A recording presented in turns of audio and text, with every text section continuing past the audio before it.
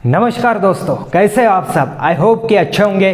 So friends, मैं फिर से एक बार स्वागत करता हूँ आपका हमारे यूट्यूब चैनल में, जिसका नाम है एलेक्स इंस्टीट्यूट ऑफ साइंस, जहाँ पर मिलेगा आपको साइंस से रिलेटेड हर एक सवाल का जवाब और आप बनोगे साइंस के नवाब। तो फ्रेंड्स, साइंस के नवाब बनने के लिए कुछ नहीं करना है, सिर्फ हमारे इस यूट्यूब चैनल को सब्सक्राइब करना है और बाजू वाला जो बेल आइकन का बटन है वो भी आपको प्रेस करना है, उसको दबाना है। तोड़ो फोड़ो कुछ भी करो यार, बस उसको टिंग टिंग ओ बजा देना।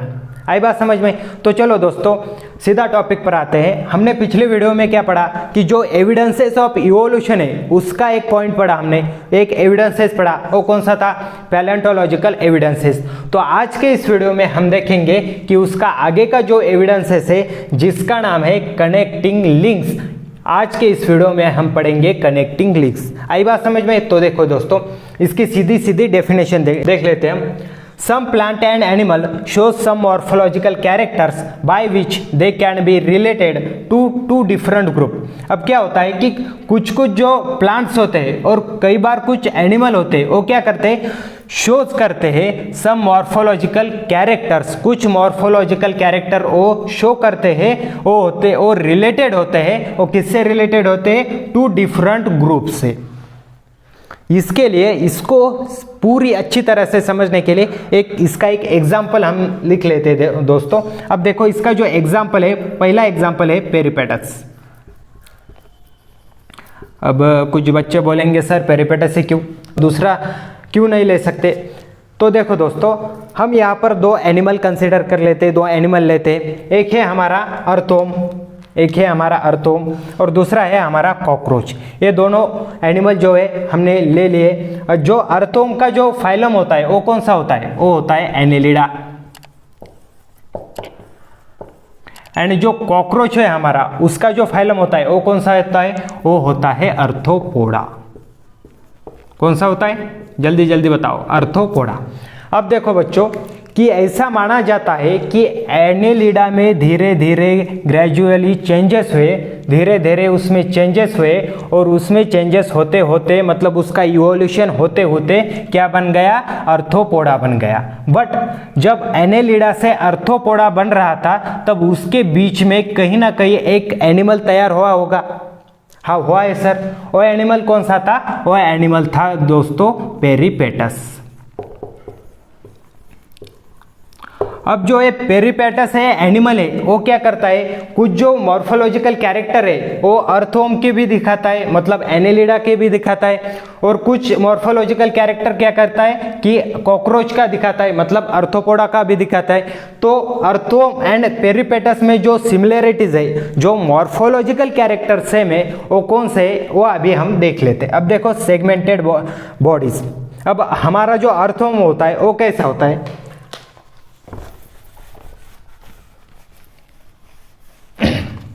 अब देखो कि हमारा जो अर्थोम है, ऐसा ऐसा हमारा अर्थोम होता है। उसके बॉडी पर ऐसे छोटे छोटे सेगमेंट होते हैं, छोटे छोटे सेगमेंट होते कि नहीं? ऐसे छोटे छोटे सेगमेंट होते हैं। और वही सेगमेंट हम यहाँ पेरिपेटस के बॉडी पर भी देखने को हमें मिलते हैं।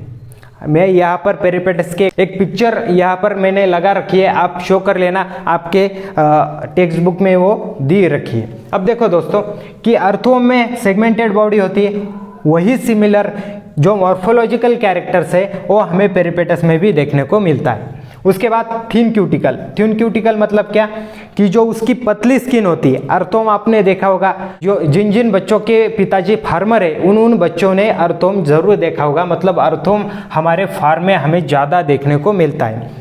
तो जो अर्थोम की जो थिन क्यूटिकल होती है, मतलब पतली स्किन होती है, वही पतली स्किन हमें पेरिपेटस के अंदर भी देखने को मिलती है। उसके बाद क्या?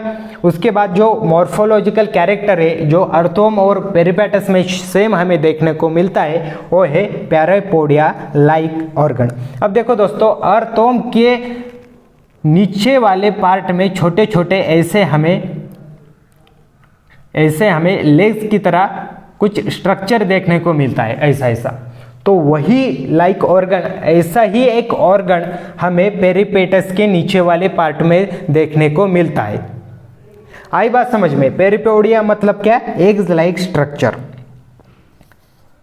लेग्स लाइक ऑर्गन, जो उसके लेग्स होते हैं उसके ऑर्गन की तरह एक ऑर्गन हमें जो अर्थों में देखने को मिलता है वही ऑर्गन नीचे वाले पार्ट में हमें पेरिपेटस में भी देखने को मिलता है।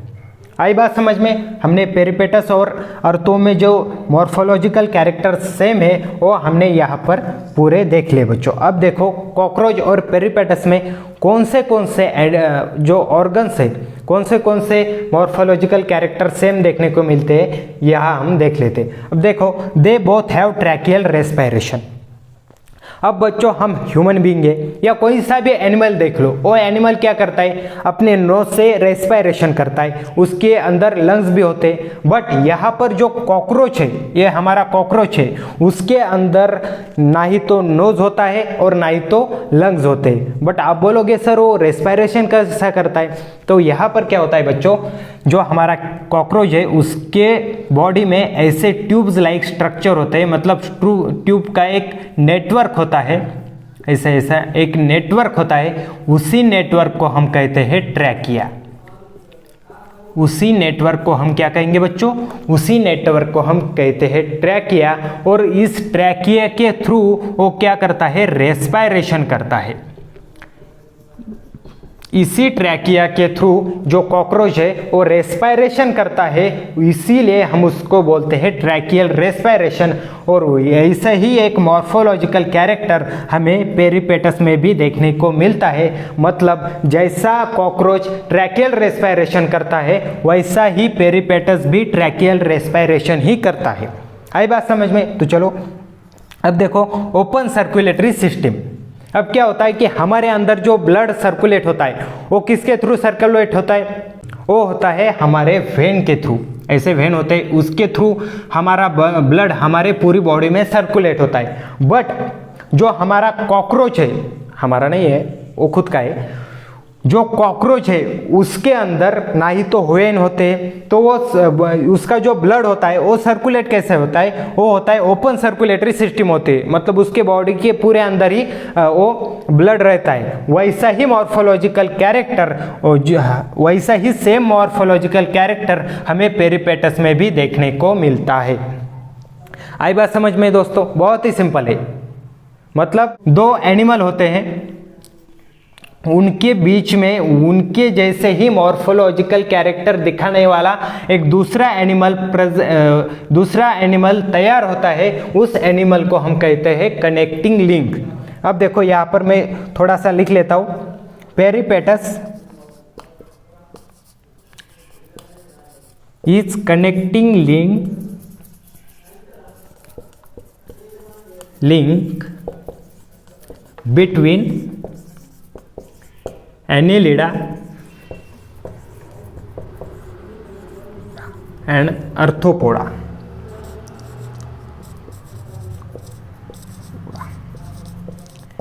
पेरिपेटस is connecting link between Annelida and Arthropoda. Peripatus क्या है, एनेलिडा और आर्थ्रोपोडा के बीच का कनेक्टिंग लिंक है। आई बात समझ में? यहाँ पर हम एक और उदाहरण देख लेते हैं। अब देखो बच्चों हम दूसरा एग्जाम्पल देख लेते हैं। दूसरा एग्जाम्पल है duck billed platypus.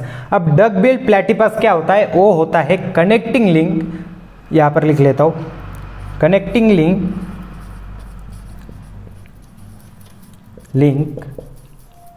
Between reptiles and mammals। जो डकबिल प्लेटिपस होता है वो कनेक्टिंग लिंक होता है किसके बीच में, जो हमारा रेप्टाइल्स है एंड मैमल्स के बीच का वो कनेक्टिंग लिंक होता है। आई बात समझ में? अब देखो कि रेप्टाइल्स और मैमल्स में वो कौन से सेम मॉर्फोलॉजिकल कैरेक्टर दिखाता है। रेप्टाइल्स के बीच में पहले देख लेते हैं रेप्टाइल्स। अब देखो दोस्तों रेप्टाइल्स क्या करते हैं, रेप्टाइल्स अंडे देते हैं, मतलब एग्स देते हैं। तो हम यहाँ पर लिख लेते हैं लेज एग्स लाइक रेप्टाइल्स। वो क्या करता है, जो डकबिल प्लेटिपस है वो रेप्टाइल की तरह अंडे देता है। उसके बाद mammals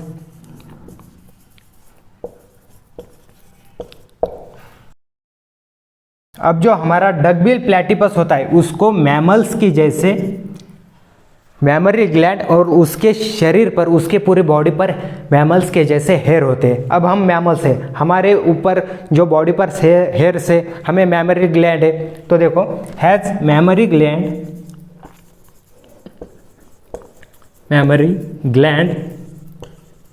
and hair like mammals.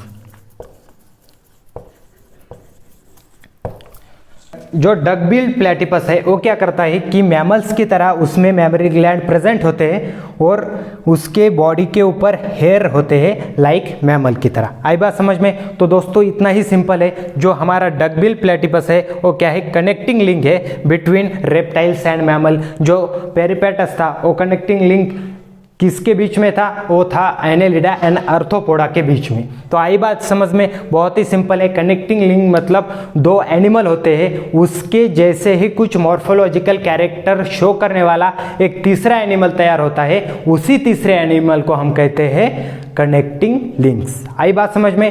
तो इतना ही सिंपल था। अब चलो आगे का जो एविडेंसेस है, एम्ब्रियोलॉजिकल एविडेंसेस, वो आगे देख लेते हैं। तो चलो दोस्तों, हमारा जो लास्ट एविडेंसेस है और आगे का जो एविडेंसेस है जिसका नाम है एम्ब्रियोलॉजिकल एविडेंसेस, वो अब हम देख लेते हैं। अब देखो दोस्तों, यहाँ पर मैंने एक पिक्चर लगा कर रखी है, आपको दिख रही है? एक पिक्चर है, दिख रही है? उसमें फिश है, उसके बाद सैलेमंडर है, उसके बाद टॉर्टोइज है, उसके बाद एक चिकन के पिक्चर भी दिखाई रही है, उसके बाद पिग है, उसके बाद काऊ है, उसके बाद रैबिट है और उसके बाद लास्ट में मैन है। आपको वहाँ पर 3 स्टेज दिख रही है बच्चों, 1 2 3, स्टेज 1, स्टेज 2 और स्टेज 3 यहाँ पर दिख रहे हैं, आपको दिख रहे हैं ना? अब देखो बच्चों कि जो लास्ट वाली स्टेज है उनमें कुछ भी सिमिलैरिटीज नहीं दिख रही है। लास्ट वाली जो स्टेज है उनमें ज़रा सी भी सिमिलैरिटीज नहीं दिख रही है। बट जो इनिशियल स्टेज है, सबसे पहली वाली स्टेज देखो आप, दिख रही है आपको? आपके टेक्स्ट बुक में भी वो पिक्चर दी रखी है, यहाँ पर भी आप देखो, बोर्ड पर भी आपको दिख रहे होंगे। उसमें कोई भी सिमिलैरिटी नहीं है। थर्ड जो स्टेज है उसमें ज़रा सी भी सिमिलैरिटीज नहीं है। बट जो हमारी इनिशियल स्टेज है उसके अंदर आपको बहुत सारी सिमिलैरिटीज दिख रही है। अब देखो, जो इनिशियल स्टेज है उसके अंदर सभी एनिमल की जो सिमिलैरिटीज है वो हमें सेम दिख रही है। सभी एनिमल सिमिलर दिख रहे हैं। तो उसके आधार पर हम क्या लिख सकते हैं? हम लिख सकते हैं similarities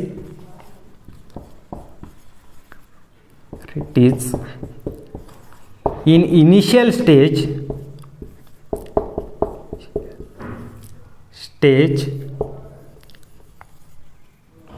indicate the common origin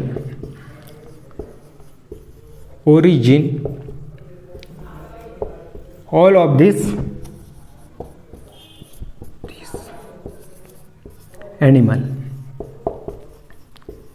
मतलब जो हमारी ये सभी एनिमल की जो इनिशियल स्टेज है वो हमें दर्शाती है कि इन सारे जो एनिमल है, जो पिक्चर में सारे एनिमल आपको दिख रहे थे, ये सारे जो एनिमल है उनका जो ओरिजिन है वो कैसा है?